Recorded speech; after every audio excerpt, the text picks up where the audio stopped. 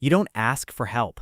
Not really. Maybe you've gotten good at phrasing it so it doesn't sound like asking. You say things like, I was just wondering if, or no big deal, but, or maybe you just figure it out yourself, even when it costs you sleep, money, or your health. Because asking feels wrong somehow. Not impolite, just wrong, like a failure of character, like something a capable person shouldn't have to do. You've been solving your own problems for a long time, longer than most people realize. And here's the thing that nobody ever says out loud.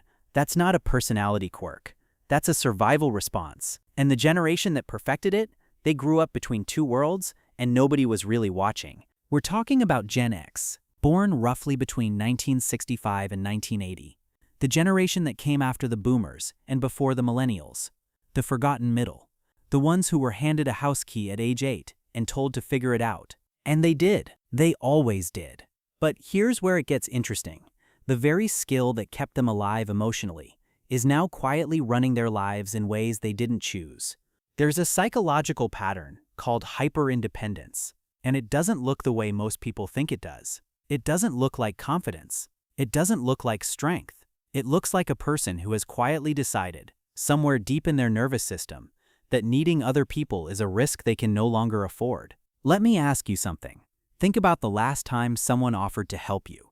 Not a vague offer, a real specific one. Did you feel relief, or did you feel a small uncomfortable flicker of something that looked suspiciously like panic? If it was the second one, this video is for you. Now, before anything else, this is not a flaw.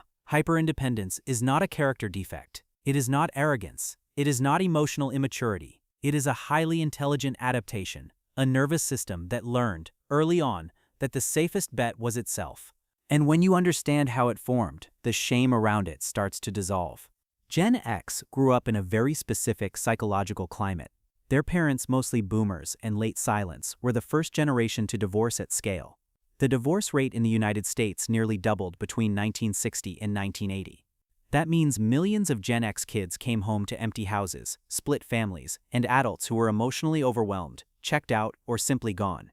Psychologists call this emotional unavailability. It doesn't mean the parents were bad people. It means the adults in the room were managing their own survival and had very little left over for attunement. The act of really seeing a child, responding to their needs, reflecting their emotions back to them. And when a child is not attuned to, something happens in their nervous system. They stop expecting connection. They stop reaching for help. They start building internal systems. They become, in the most literal psychological sense, self-regulated. John Bowlby's attachment theory tells us that when secure attachment is unavailable, children adapt. They develop what's called an avoidant attachment style. They learn not to express need, not because they don't have needs, but because expressing them has historically produced nothing, no response, no comfort, no relief. So the nervous system stops sending the signal. But here's the twist, and this is what makes Gen X's psychology so particular. They were also the latchkey generation. The latchkey kids. You've heard the term, children who carried house keys around their necks because no one was home when they got out of school. Both parents were working, or one parent had left, or the adults were there physically but not emotionally available.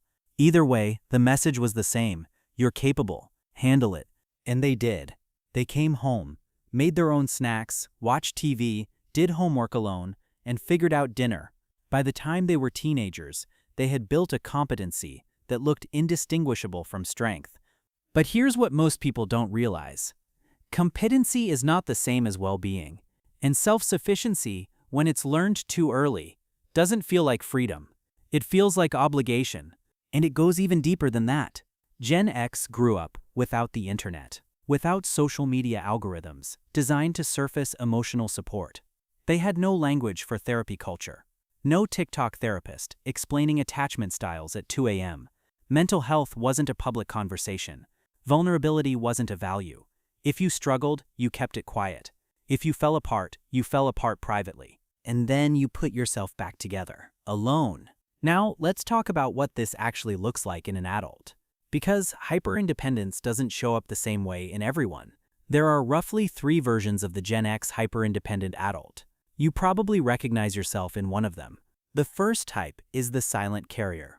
This person handles everything: job, family, finances, health, all of it, all at once, all without complaint.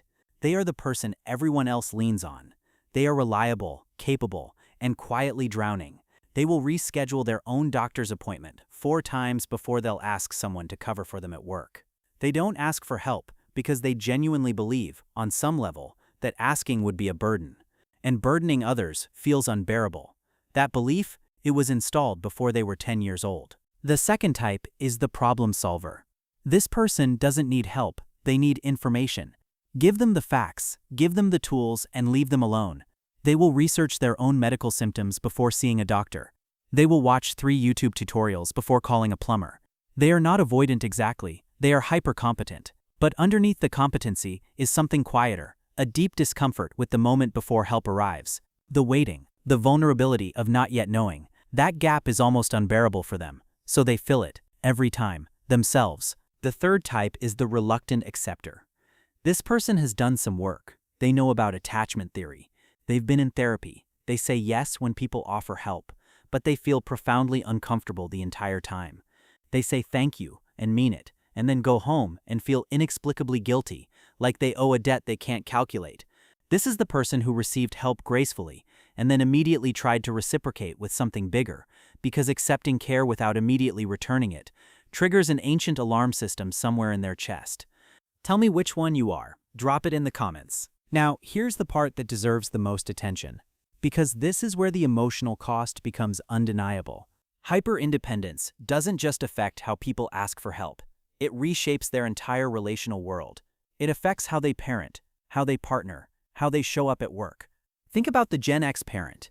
Many of them looked at their own childhood, the checked-out parents, the empty house, the emotional unavailability, and made a decision. I will not do that to my kids. I will be present. I will be engaged. And they were. They showed up. They attended things. They helped with homework. They tried. But the nervous system is stubborn. And the pattern that runs beneath all that trying is still, I handle this myself. And so the Gen X parent, while more emotionally available than their own parents, still often struggles to model what it looks like to be a full, vulnerable human who sometimes doesn't know the answer, because they never saw that modeled for them. You know that feeling when your kid says, I don't know what to do, and instead of sitting with them in the uncertainty, you immediately start problem solving? That's the pattern. Not cruelty, not failure, just a nervous system that learned, before it was ready, that uncertainty must be resolved immediately by you alone. But here's what I want you to hear, and I mean really hear it. The kid who came home to an empty house and figured out dinner, they didn't fail. They survived, with whatever tools they had. That deserves respect, not shame. That version of you, the 10-year-old with the key around their neck, was not broken. They were resourceful. They were doing the only thing available to them. The problem is not the adaptation. The problem is when an adaptation designed for a specific moment becomes a permanent operating system. When the skill that protected you in 1978 is still running in 2024 without an update. Hyper-independence was never the enemy. It was the answer to a question you were asked too early. The question was, can you survive this? And you answered yes, every time. The question now, and this is not advice, just an observation, is whether you still need to answer it alone. You're not cold, you're not arrogant, you're not broken. You're a person whose nervous system learned that survival was a solo act, and that made perfect sense, given what you were handed. You're not missing out on connection. You're just still carrying the old belief that connection comes with a cost you can't afford. If this hit home for you, please subscribe. There's a lot more to explore about how your mind works. The next video is going to hit you harder than this one. Click it, you'll understand why.